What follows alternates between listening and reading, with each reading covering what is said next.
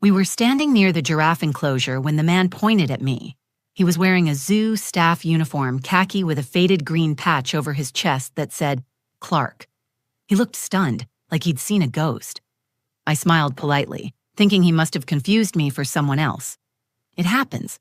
My daughter, Maylee, was gripping my hand, her other one clutching a melting swirl of cotton candy.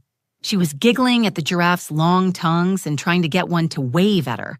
That's when Clark said it. She's back. He didn't say it to me. He said it like he was talking to himself, but his eyes never left my face. I turned, a little confused, still trying to be polite, still holding that uncomfortable smile people give when they're not sure what's happening. I'm sorry, have we met? I asked. He stepped closer. His face was pale and there was a tremble in his voice. You don't remember this place? He asked quietly. I laughed, just a little. I mean, I've only been here a few times with my daughter. We moved nearby last year. He shook his head, like I'd given the wrong answer, like I was lying and didn't know it. Then he said the words that pulled the ground out from under me. You disappeared here, 10 years ago. They never found your body. I didn't answer. I couldn't. The air around me changed. I heard my daughter's laugh shift into silence. My heart started pounding hard, not like fear exactly, but like confusion pressing in from all sides. A zoo, a man I didn't know, and a statement so terrifyingly specific it didn't feel like a mistake. I looked down at Maylee. She was staring at me, her little eyebrows furrowed. Mommy? She asked. Why are your hands shaking? I hadn't noticed, but I was. My hands were trembling and my grip on hers was tightening. I forced a smile. It's nothing, sweetie, just surprised. I looked back at the man. He was still staring, still waiting for something. I think you have the wrong person, I said. I'm Calla Bren. I've never... He interrupted. That's not your name. And then he walked away just like that. No explanation, no apology, like he'd said what he came to say. I stood there in the middle of the zoo walkway, surrounded by parents and toddlers and popcorn carts, frozen in place while the world kept moving. Maylee tugged my hand and asked if we could go see the tigers next, like none of it had happened. I told her we would, but I wasn't really there anymore. Because in that one moment, something cracked. Something I didn't even know was fragile. And suddenly, I had questions I wasn't ready to ask. Why did that man look at me like I was someone who vanished? Why did the name Lena suddenly echo in my head like it had always been there? And what was this place, this zoo, that suddenly felt more familiar than it should? I didn't know it then, but that day wasn't just a fun trip with my daughter. It was the beginning of the end of the life I thought was mine, and the start of remembering everything I was never supposed to remember. It was one of those perfect summer Saturdays, the kind that makes you feel like life is simple and good. The sun was high but not oppressive, and a soft breeze moved through the trees lining the zoo entrance. Parents pushed strollers, kids ran in every direction, and the air smelled like sunscreen and kettle corn. Maylee and I had made this our tradition over the past year, zoo mornings, just the two of us. She'd earned it after a full week of keeping her room clean and finishing her summer reading. I kept my promises. She knew that. Okay, Miss Animal Whisperer, I said, holding her hand as we walked past the sea lion exhibit.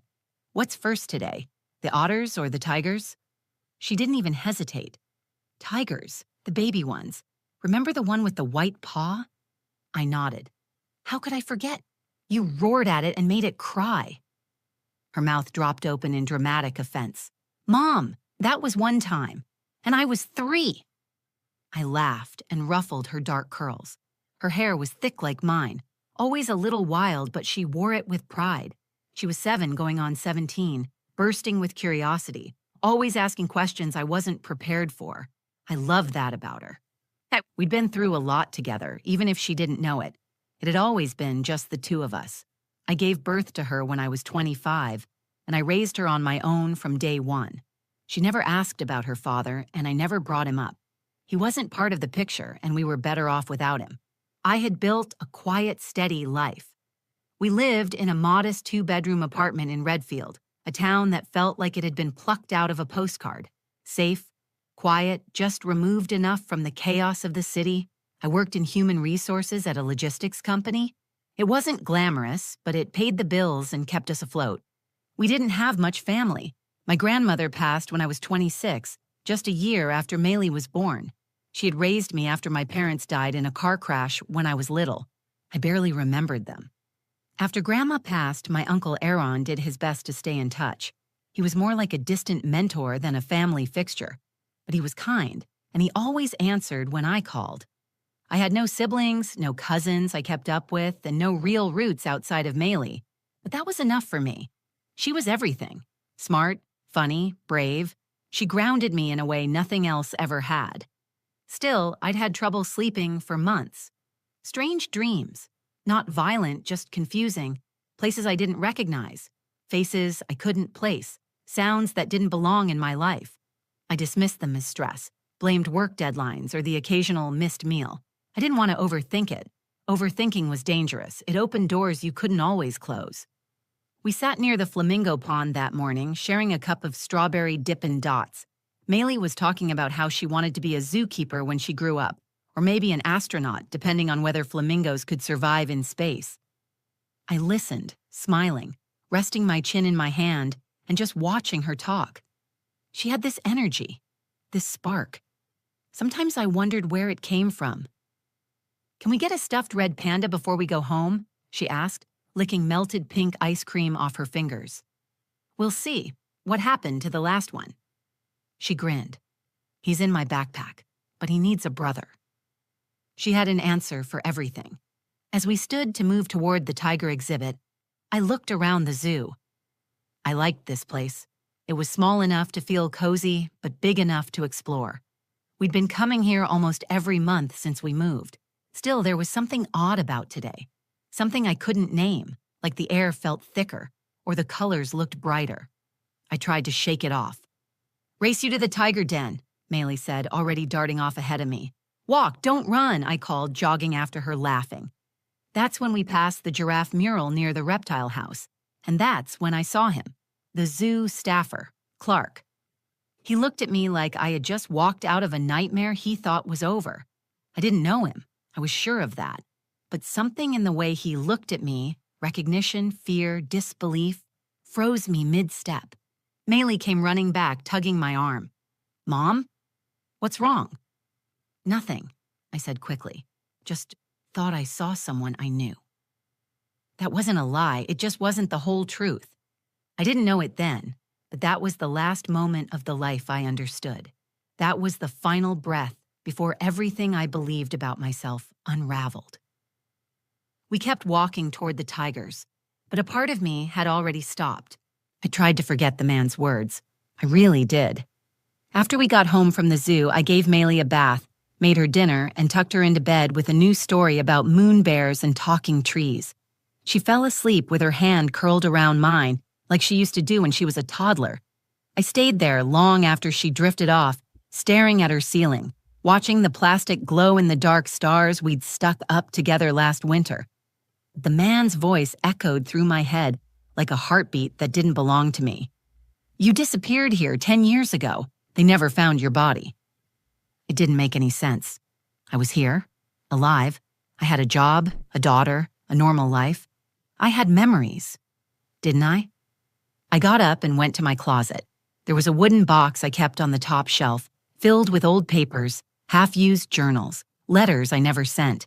I pulled it down and sat on my bedroom floor. I flipped through notebook after notebook, pages full of lists, goals, to-dos. I was always trying to stay organized, but something started to bother me. Nothing in this box, nothing I owned, dated back more than 9 years. My earliest journal entry was from when I was 25. It started like this. "First night in the new apartment. Feels like a fresh start." No mention of where I came from. No real sense of what came before that day. Just pages filled with daily checklists and mundane notes about groceries and budgeting and baby names. I didn't even question it before. I'd always believed I was the type of person who didn't dwell on the past. I told myself I didn't remember my childhood clearly because it was traumatic. I told myself I didn't keep old photos because I preferred to live in the now. But sitting there with that box, I realized I couldn't tell you a single thing I did at 24. Not one. Not a face. Not a location, not even a moment. I picked up my phone and called the only person I trusted enough to ask, my uncle, Aaron. He answered on the third ring. Calla, everything okay? I paused. My mouth was dry. Do you remember when I first came to Redfield? There was a long silence on the other end. Why are you asking? I went to the zoo with Maylee today, and a man thought he recognized me. He said something strange, that I disappeared from there 10 years ago. Aaron let out a slow breath.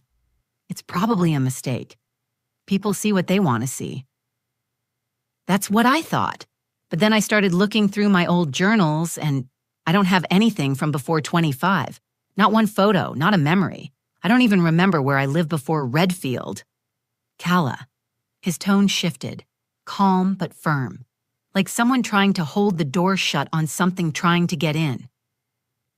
There was a rough time back then. You were struggling, emotionally. It was better to move forward. We all agreed that starting fresh was healthier for you.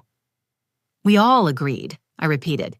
You and me, your therapist, the people who helped you. It wasn't easy. You don't remember everything because that was part of the process. What happened to me, Aaron? He didn't answer. Please, I said, I need to know. His voice softened, but there was fear in it now. I don't know everything. I wasn't there. I only found you after. You were confused, alone. You didn't even know your name. The silence between us deepened. I didn't know what to say. I felt like a crack had opened in my chest and I was staring into it, realizing there was no bottom. Do you remember the name Lena? I asked him. He went quiet again and then he said, You shouldn't chase that name. Let it go. But I couldn't.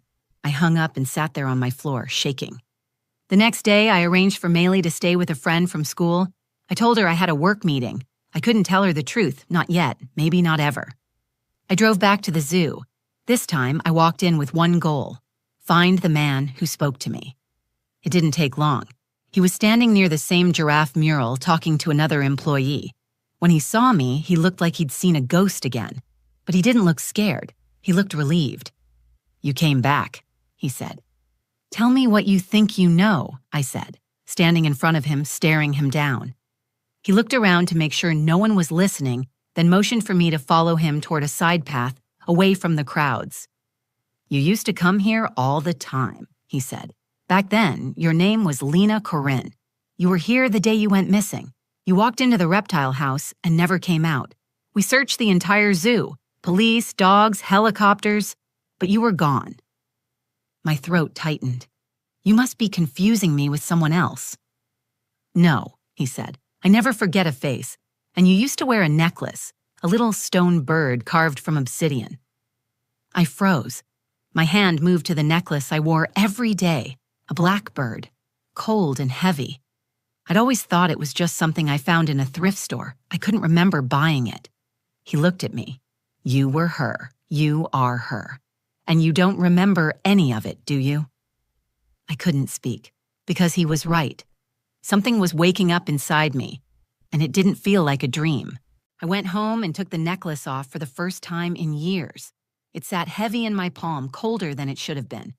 I studied the shape more closely, an obsidian bird, wings folded, the details finely carved. It didn't look like costume jewelry. It looked like it had a story. But I didn't know what it was. I opened my laptop and typed the name into the missing persons database, Lena Corinne. My hands trembled as I hit enter. There she was. My heart stalled when the photo loaded. The image was grainy, low resolution, clearly scanned from an older document. The woman looked directly at the camera. Her eyes were soft but distant, hair dark, pulled back loosely. There was something about her posture that screamed exhaustion. She looked familiar, too familiar. The photo looked exactly like me. According to the file, she vanished on July 14, 2015, 24 years old, last seen entering the Redfield Zoo at approximately 10:42 a.m. Surveillance showed her walking in but never coming out. A 2-week search followed. Dive teams searched the ponds. Dogs combed the wooded areas behind the exhibits. Local volunteers spent nights canvassing the grounds. Nothing. Case status: presumed deceased, no body recovered. The details didn't make sense. If that woman was me, how could I just appear a year later under a new name with no legal trail? No investigation follow-up? No national coverage? I needed answers. I called Aaron again, not bothering to mask the anger in my voice. Why didn't you tell me? He didn't pretend not to know what I meant. Because you asked me not to, over and over again. When? After I found you. You were terrified of being sent away. You didn't know who you were. You were broken. You said you didn't want your past. You begged me not to involve the police. I thought maybe the safest thing I could do was give you what you wanted. You helped me create a new identity, I said flatly. I helped you start over. The right people looked the other way. I didn't do it alone. Do you know who I was running from? Number I've wondered every day. There was a long pause. I'm sorry, he said. I don't regret saving you, but maybe I regret helping you forget. That night, I barely slept. I lay awake staring at the ceiling, trying to piece together fragments that didn't want to fit. I felt a strange pressure in my chest, like my body was remembering what my mind refused to. I called in sick the next morning, dropped Maylee off at school, and drove straight to the Redfield Public Records Office. I requested archived news articles from July 2015. There were several. Young woman disappears from Redfield Zoo. Family pleads for information. Search for Lena Corin. Enters day 9. Community joins effort. No leads in zoo disappearance. Police scale back investigation. One article had a quote from the zoo staff. She came here all the time. She was quiet, kept to herself, always carried a notebook.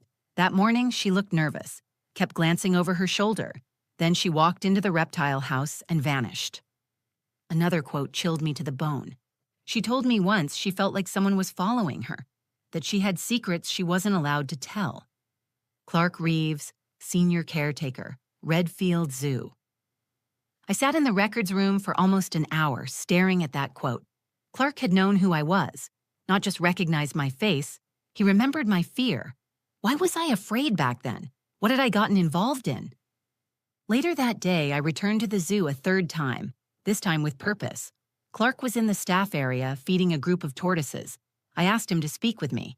He nodded and led me to a small wooden bench near the back of the primate enclosure, away from the guests. I've been looking into it, I told him, and I think you're right. I think I was her. His face was unreadable. I found a photo, a file, articles, but none of them explain why I disappeared. Do you know what happened to me? I have theories, he said slowly, but no proof. Tell me anyway. You came here a lot. You always seemed on edge, like someone was watching you. One morning you asked me if the zoo had security footage. I told you we did. You said someone might try to hurt you. I thought you were being paranoid. I leaned in. What happened the day I disappeared? He shook his head. All I know is this. I saw you enter the reptile house. Cameras caught that, but you never left. We thought maybe someone working here had access to tunnels, maintenance spaces. A staff member was fired the week before. Odd guy. Lived in the caretaker's cabin for years. I mentioned that to police. They searched, but didn't find anything. Who was he? Name was Nathan Marrow, maintenance technician. Records show he moved out right before you vanished, but some of us thought he never left. I felt a chill race down my arms.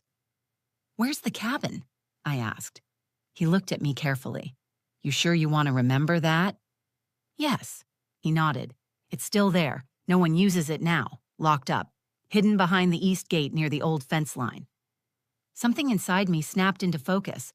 I needed to go there. Not later. Not with help. I needed to do it now. Because the only way forward was through whatever I had forgotten. I parked behind a line of employee trucks near the east fence, just outside the visitor paths. The zoo was still open, but this far back, it was silent. No kids. No chatter, just the low hum of cicadas and the occasional rustle of leaves. Clark had given me the code to the utility gate with a quiet warning. Don't go alone. That place has a weight to it. I didn't listen. The caretaker's cabin sat at the edge of a dense patch of trees. It was smaller than I expected, maybe 20 feet across, weathered boards graying with time, windows clouded by years of dust and rot. The door was chained shut, but the lock was old. One hard tug with a rusted crowbar I found nearby, and it snapped. The smell hit me first. Mold, decayed fabric, something chemical. I stepped inside and let my eyes adjust. There was no light. I used the flashlight on my phone, sweeping it across the room. The place was packed wall to wall with stacked boxes, piles of blankets, empty cans, broken furniture. And then I saw it. A metal chair bolted to the floor with worn leather straps dangling from its arms. A small cot pushed against the wall. A stack of notebooks with torn pages. I froze. My chest tightened. I walked to the notebooks. The top one had my handwriting. I knew it instinctively. That looping way I wrote lowercase y's. The way I crossed my T's. The first page read, "If you're reading this, that means I didn't make it out. My name is Lena Corin." My legs gave out, and I sat hard on the floor. My hands shook as I flipped through the pages. He says he's protecting me, but I know that's a lie. Every time I try to scream, he plays the recording, the one where I said I was fine. He makes me wear the necklace, says it keeps me safe. I think it's how he tracks me. I don't know how many days it's been. The words blurred as my eyes filled with tears. I kept reading. There's a door in the floor. He keeps something down there. I heard scratching last night. I think it was an animal or a person. I scanned the floor, moved the cot aside. There it was, a trapdoor. I opened it. There were steps leading down to a concrete cellar. Cold air rushed up, dense and heavy. I descended slowly, gripping my phone like a weapon. The cellar was small, maybe the size of a walk-in closet. The walls were covered in photos. Dozens of them. All of me. Some were old. I was smiling, unaware. In some, I looked confused. In one, I was sleeping. My breath caught in my throat. These weren't just taken while I was here. Some were taken long before. He had been watching me. There were voice recordings too, labeled tapes. Some marked June 5th, compliance, July 8th, episode, and one labeled final. I didn't play them. I couldn't. Instead, I turned to the back wall where something strange caught my eye. Carved into the concrete were words, uneven and etched deep. It read, "I don't want to be forgotten, even if I forget myself." I stayed there in the dark for several minutes, surrounded by evidence of a life I had never remembered living, of pain I had survived without knowing how. But it was real, all of it. I climbed back up, left the cabin, and locked the gate behind me. When I got home, I didn't tell Maylee everything. Not yet, but I held her closer than I ever had. I brushed her hair away from her face and studied her like I might forget something important again. Later that night, I sat with Aaron in his kitchen and showed him the notebook. He didn't speak for a long time. "I should have done more," he said quietly. "No," I said. "You did what you could. You gave me a life again." He nodded, but I could see how deeply it hurt him. I filed a report the next day, turned over the notebook, the photos, and the tapes. Clark helped corroborate what he knew. The case was reopened, and the zoo began an internal investigation into how a man like Nathan Marrow could live beneath their grounds unnoticed. They never found him. No current address, no relatives, nothing. But I wasn't waiting for them to give me closure. I had already found what I needed. I remembered who I was. I wasn't just Calla Bren, single mom and HR assistant. I was also Lena Corin, the woman who had disappeared and refused to stay gone. The woman who had been silenced but found her voice again. The woman who had survived. And I was going to decide what came next. Some people survive by forgetting. I survived by unknowingly starting over. In the days that followed, the investigation into my past life deepened. Authorities reclassified my disappearance as a long-term abduction. The news picked up the story. My photo, both of them, started circulating again. The woman who vanished and the woman who came back. It felt strange, seeing myself through the eyes of strangers. Some called it a miracle, others called it suspicious. But I wasn't interested in public attention. I only cared about the truth. I started trauma therapy through a local clinic. The sessions were exhausting. Each one peeled back another layer I had spent a decade unknowingly hiding. I began to piece together fragments from those lost months, images, smells, moments, a red blanket, the sound of metal scraping, the taste of fear. Most of it came in waves, never all at once. I learned that was common. The brain protects what the soul cannot bear. But I didn't feel broken anymore. I felt awake. I also changed my name legally. I kept Calla Bren, not because I wanted to forget who I was before, but because that name was the one I gave myself. It was the name I built a life with, the name my daughter first spoke, the one that carried me out of the dark. Lena Corinne may have been the beginning, but Calla Bren was the fighter who made it to the other side. One quiet Saturday morning, I took Maylee back to the zoo. She was nervous at first. She remembered the strange man and the moment I froze by the giraffe mural. I promised her everything was okay now. I had explained just enough. That a long time ago, before she was born, something very bad happened to me, and I had only just remembered it. I told her she helped me find my way back. She held my hand the entire time. Her grip was stronger than usual. We stopped near the same giraffe enclosure. The mural had been repainted, brighter now, more colorful. I stood in front of it, tracing the outline of a tree I had once seen in a dream, and now knew was real. "Is this where the man saw you?" Maylee asked. I nodded. "Yes." She looked up at me. "You're not going to disappear again, right?" "No," I said. "Never again." She smiled and leaned into my side. Later, we found Clark near the flamingo pond. He waved us over, offered Maylee a souvenir token from the gift shop. He didn't say much. He didn't have to. We shared a quiet understanding.